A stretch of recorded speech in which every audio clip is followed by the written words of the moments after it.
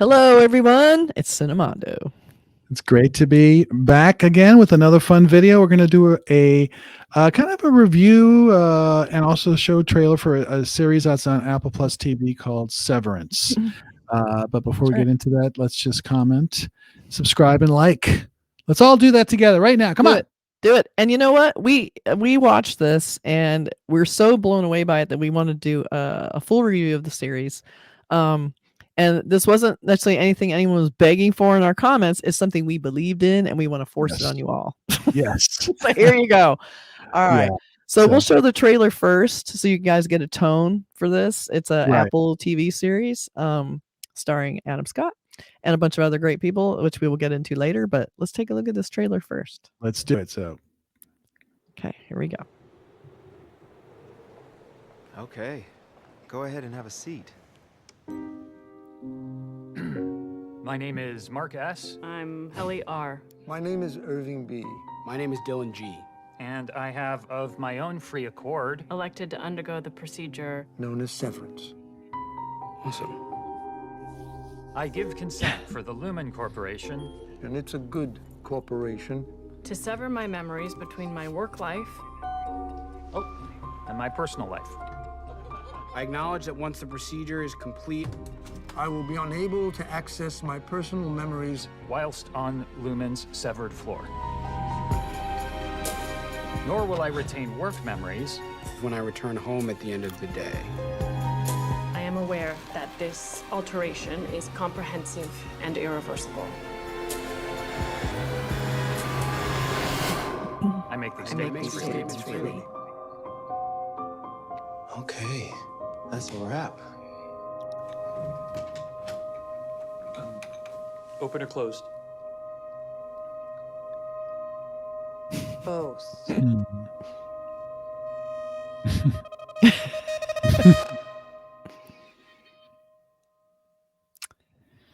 All right. Wow. That trailer very accurately depicts the tone of the series. This very like low key, kind of dark humor around the edges, but something definitely wrong. Well, and everything from the music, which is, pervasive, is cool and creepy, and it has a great opening credit, by the way. The opening credits are fantastic. I never fast forwarded those. I thought the credit sequence was so amazing. There's this great animation of Adam Scott in this surreal environment. Yeah. So great. Some of the best opening credits I've ever seen ever. I mean, it's that good. So I guess you could tell by the trailer that there's and you could almost see why you would want to do this, that they can sever your memory from work to real life. So when you're in real life, you don't even know what you did at work, and at work, you don't know what you're doing in real life. I can almost see the appeal of that, having been working in a corporate environment for a very long time. Right. I mean, you don't bring your work home and you don't bring your personal stuff into work. I mean, it's sort of, it makes sense. And in Adam Scott's case, his character's case, there's a very good reason why he chose to have to be on the severance floor. And so it's not a spoiler to say this, but early on we find out that his wife was killed in a car accident. So he's just traumatized over that, and he's grieving, and he chose to go through severance because he can forget about it, at least. He wants some relief. So he thought, I can be at work and not have to think about my terrible life. Right. Right. And that's not a healthy way to deal with life, but I could see the appeal because he couldn't snap out of it. And I think that when this experimental procedure came along, he thought that was, good enough to try. And as you can see, a bunch of characters thought it was good enough. And you have to wonder, and that's the appeal of the show. You mostly only see Adam Scott outside of his life and no one else. Right. So you're seeing Adam Scott's real life. So you can see the contrast, but you don't see anyone else's. You get hints of what's happening till way later. And even then very barely. And that's been the whole, it's great because the whole mystery of the show is what's everyone's problem? Like why did they do this? Yeah. So you have Adam Scott's character, and then he's in a room with three other people. John Turturro plays Irving, who is just all by the book, rules. He's the one who's always like, this is how it's done. He doesn't even think that there's any other way to do this. I loved him because again, having been at work and in these huge office buildings and the people around people like that, there are the people who are just the absolute worker cogs who just they love that strict structure of the office and how you're supposed to do things. Yes. And if you Yeah. start sort of threatening that, they get a little weirded out about it. Like, Right. this is how you're supposed to do it. Right. So he's fantastic. I mean, everybody is superb in this. Oh my God, so good. Zach Cherry plays Dylan, and he made me laugh a lot because he was all about the little perks, the things you get, the prizes. If you do really well, you get those. What's like a finger? The finger traps. Yeah, the Little finger trap. Yeah. I know. He also, the archetypes were perfect. Yeah. He was like the guy at the office who's always having fun. He doesn't take things too seriously. I actually met Zach Cherry at a photo shoot. He was a super cool dude. Yeah. But he was the guy that you like at work who always kind of like lifted everyone's spirits because he didn't take things too seriously, but he was also still a very good worker. But he didn't go outside the system, but he appreciated the perks. He worked in a reward system, and that was his mentality. So they nailed that archetype also. Yeah, and Britt Lauer, she plays Helly R. And when the first scene of the movie is I love that intro. The opening scene is so good. And you saw a clip of it in the trailer. She's sort of lying down on this conference table in this room by herself. This great overhead shot of a woman laying on a huge conference table. You're like, what the hell is happening? And so she doesn't know what the hell is happening. And so we're learning with her as to what she's, what this work environment is like. And I love too, she wakes up, she's in that room. And you hear Adam Scott. We know it's Adam Scott because we know who he is. You hear a voice over the intercom, kind of saying, "Oh, you're awake." And he sort of starts giving her the lowdown, sort of corporate lowdown, and she's like, just wanting to get the hell out of there. And he keeps trying to talk her up, but he's not very good at it. Yeah, and he's making it seem worse than. Right. So, and then there's the people that work there that are kind of their bosses. There's Patricia Arquette, who plays against type and just as the boss, and she's just really tough and dour and but great, in the role. I mean, she's so good in this. I liked it too because she's very opaque. Like she never, and again, like with I don't know what's up with upper corporate, structure. There's that level where like when they show a scene of that when Adam Scott goes in the office, he's trying to leave and he goes, open or shut, and she's just staring at him. And there's this sort of unspoken requirement that you need to know things you don't know already. And they won't tell you what they are. So you always feel a little like you're not good enough at every moment. And she does that so perfectly. Yes. And then they add to that whole creepiness by getting another layer where she has an intercom. I love the sort of analog feel of this too. This little intercom on her desk when she's talking to the board, like her bosses. Yes. And there's a woman who represents them always comes to the office and goes, okay, the board is online. They never say anything. There's like a little maybe static that something's happening, but she always asks questions and nothing ever answers, and then they're gone. And it's like, did we solve it? What's the whole like mystery of the upper level of any corporation was so beautifully done in such a minimal way. And this company, Lumen, was founded by this guy, Keir Egan, who's sort of this.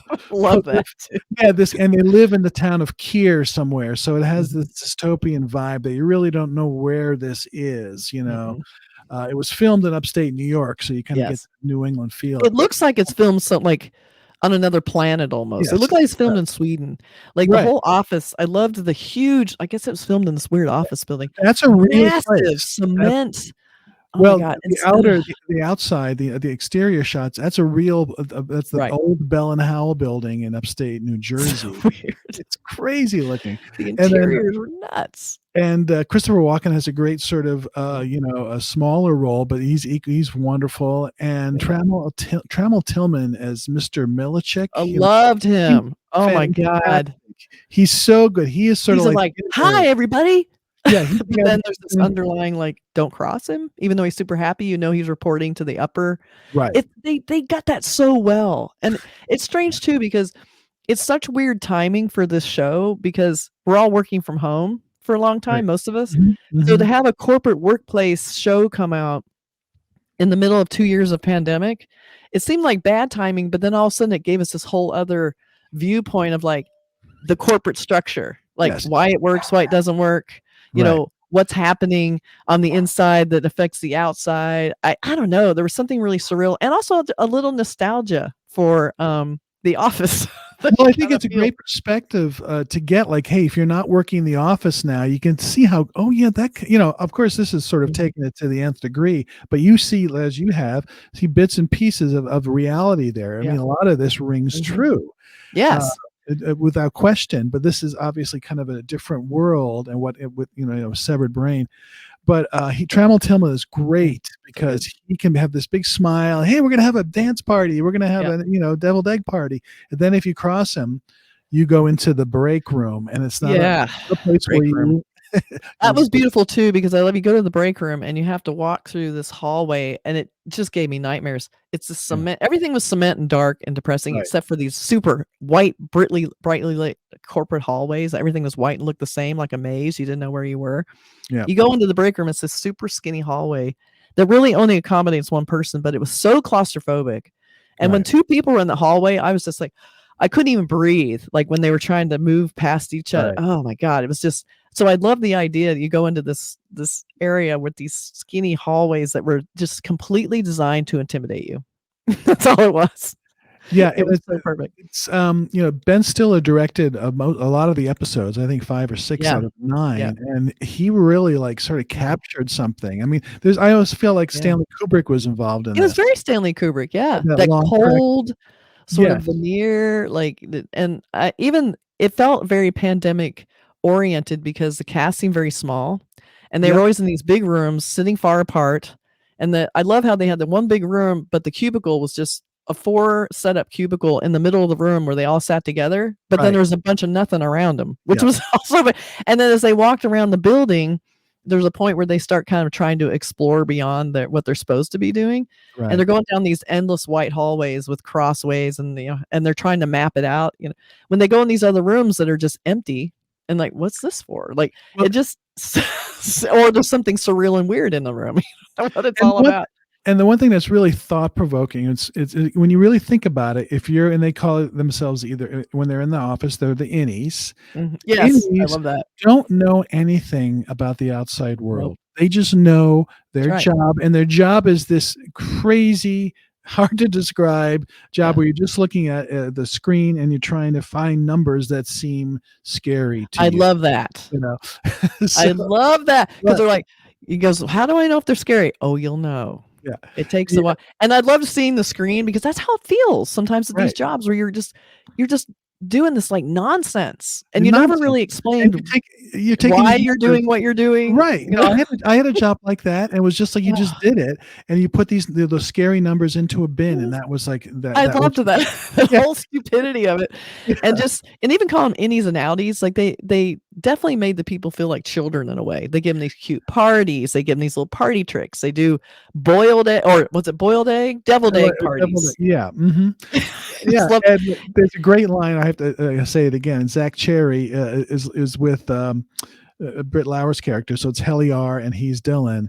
And she, for the first time, and this is because she's an innie, she bites into a deviled egg and she goes, "Whoa, these are really good." I know they're kind of making fun of it. Boy, deviled eggs. What? And they bite it and they go, "Oh, wow, this is really good." And he kind of looks at her and he goes, "Deviled egg parties are coveted as fuck." And I just cracked up because he was so that's such a big thing, I love that.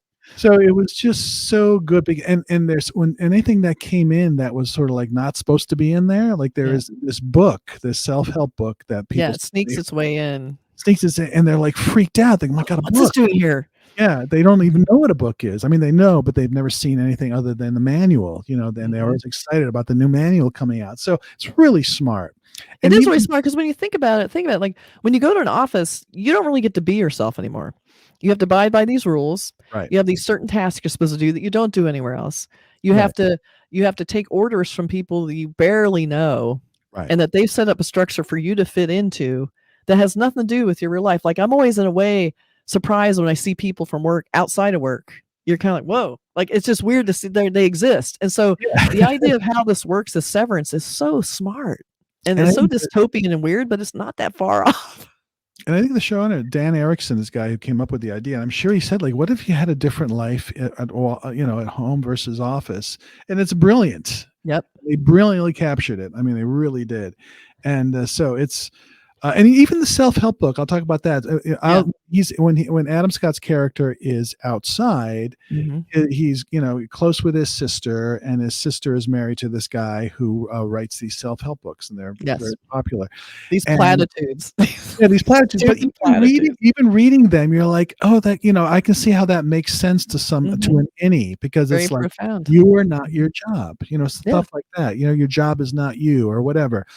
And I was like, yeah, I can see how a mind would work, and how that would be like, hey, this is a call to arms. Like, yeah, we need to more than this job, Yeah. And even somebody like Irving, who, John Turturro's character, he has this epiphany, like, I want out of here, and it's great because he's fallen in love with somebody. So anyway, it's just really wonderful. I loved it. I liked it too, how Britt Lauer's character, Helly, she felt very betrayed because she doesn't know why she's here. And she doesn't understand that her outie put her there. Like, we say put there, they're the same person. But she doesn't understand why she can't leave and be part of her outside life. And no matter how many times she tries, like, you can make an appeal to leave the work, and then you have to have permission from your outie to allow this to happen. And what you do is you get a video back. So she sees a video of herself saying, no, this is the way it's going to be. This is where I want you. I want to keep the severance intact, blah, blah, blah.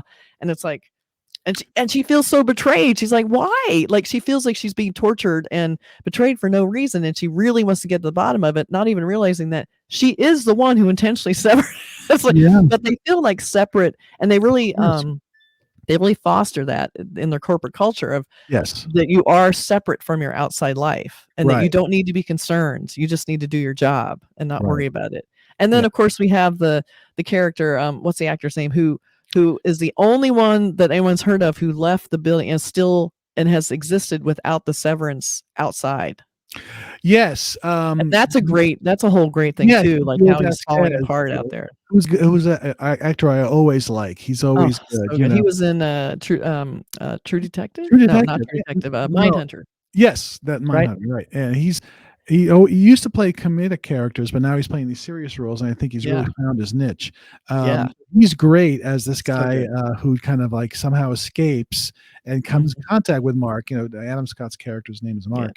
And sort of spurs Mark to say, what is going on here? And that's to kind of go, maybe there's something bigger here, because why would they want to do that to employees in general? Like, it becomes like a bigger idea than just like, I want to separate from my life. It becomes, what is the company doing with this? Because you basically got people doing something for you that could be top secret because they won't remember it outside of work. So you kind of get this big overall conspiracy over the whole thing too. Like, and it feels very nefarious. Like, okay, what are they doing in there? Here, they go to this, what was it called? The hall where they had all this sort of like, it was almost like the Hall of Presidents. Like a museum of like the founders. It was just so super cheesy. And then they had like they rebuilt the whole home of the founder that was also super horror creepy. You go in there and it's like, go to the bedroom. It's like, why am I going to the bedroom? I don't mind. And that was like a reward too, to be able to eat a meal in this built house, which was super creepy also. So there's and like, what is Lumen up to? There's one great scene where like they have to get quota and play in front of the computer, and she's the last one because she's the newest. Everybody else is waiting. And they're all counting on her, like, come on, don't worry, get there, we got to make quota. So we set up our party. And so she finally she makes quota, and then this really cheesy Atari style video comes up, and it's it's Keir Egan, as a cartoon character saying, congratulations. And he sort of flies off this mountaintop. He flies away. It was so good. The show is brilliant. And even if you don't relate to the corporate idea, you still can relate to the idea that working for someone can make you powerless in a way, because you're always answering to someone else. And that hiding from, and a lot of people use work to escape from their lives. And also just the overall thing of like these incredible actors in this super smart, simple but deceptively complicated setup, making it so entertaining. Like, we make it almost sound depressing, but it's actually really funny at the same time. Super sophisticated humor. if you think almost like, I mean, this is not quite right, but it's sort of like I kept thinking this is kind of Lost meets Office Space with Yeah, I could see something else that. in between. Like it Yeah. has enough funny because Ben Stiller knows funny. Yeah. There are enough funny, weird moments that you just start laughing. Like, but it's so also creepy. I mean, I loved It's it. I so loved it. so good, and I love that Adam Scott, he's at, he's been thrown into this position of leadership because the one guy left, Petey, his best friend, who's the guy that leaves, which no one ever leaves. So it was like this totally weird thing, and of Right. course, they don't know why because they never explain anything. Just like when someone gets fired or leaves, no one explains it. But he has taken on this leadership, and that's why he's sort of like unsure with the door, like open or shut, and then he's trying to manage these people, but he's not really fully comfortable with it or on board. So he's kind of breaking the rules by like being a little lax in areas and letting people like walk down hallways they shouldn't be, and also being curious, because he's starting to sort of he's getting kind of cracks in his whole escape mechanism because he's reading that book. He has this new girl who comes in who doesn't want to be there. So it's kind of igniting things in his brain that's like, yeah, why do I want to be here? What is this? But he keeps trying to fit into the corporate because he really wants it to work. But it's just not, it's just falling apart. And It's not meant to last. and although we've spoken a lot about it, we really are just scratching the surface. Yeah. There's so many So wonderful great. twists and turns and little moments. And again, Christopher Walken just makes everything better. He just does. He steals every scene. He's so fun to watch. It does. And there's, like it is renewed for a second season. So there's so much. There's a great finale, but there's so much more to this story, so much more to the relationships. We won't ruin it, but it had a great finale. Like, it's really hard for shows to land that last episode. It really is. And this show just totally nails it. It's so great. It's so well edited, so well directed. They really ramp it up. It's so great. And that really like cemented like, oh my God, this ending. And I'm like, if there's not a season 2, I'm great. No, I mean, it's sort of a cliffhanger, but it doesn't have to be. So it's perfect ending. Perfect. I mean, really, I sat and I didn't watch another thing for a few days because I wanted to let that sink. And I said, because Kathy was mentioning this, she was the one that was watching it, and she was. Yeah, I have it in our mystery date. and kudos. I mean, it was a week-to-week thing. Apple releases each show like old school, but I get to watch all 9 in about 2 nights, and that's what I watched did. it over the week. So I was like, Severance is on. Yeah. So I cranked through it, and I was like, and our mutual friend Jeff McCarty, he and his girlfriend fiance watched it in like one night, I think. So oh my God, to be like just totally enveloped by that world would be so surreal because it really, really creates a perfect, consistent feel through the whole thing. I mean, even though Ben Stiller directed them all, but they never lose sight of the tone and the feeling and the concept that they're working with. They never lose control of their topic. So they really did a great job on it. So kudos to Dan Erickson and Ben Stiller for directing most of the episodes, and it's a great show. And I think it'll award time. It'll win something. It should. It really should. And so I have a couple posters. I don't know if we talked about them yet, but I have this one which I love because it's got that surreal aspect of the opening. Yes. Like he's got the office in his brain, which is cool. Right. He's in the office. This is pure office.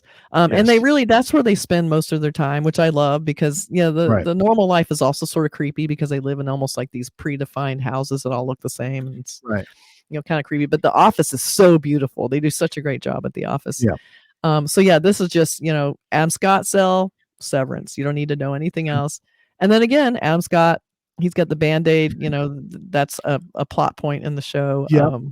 But you can kind of see the little like weird antique looking computers in the old very like Tandy computer or something. And of course the photograph even matters. Very important. Yeah. Yes, it is. Yeah. Very, very important. So, you can see the sterileness of it, the white, the very clean aspect to both of those posters that really is what the show feels like. So it's one of those rare occasions the poster actually really does feel like the show.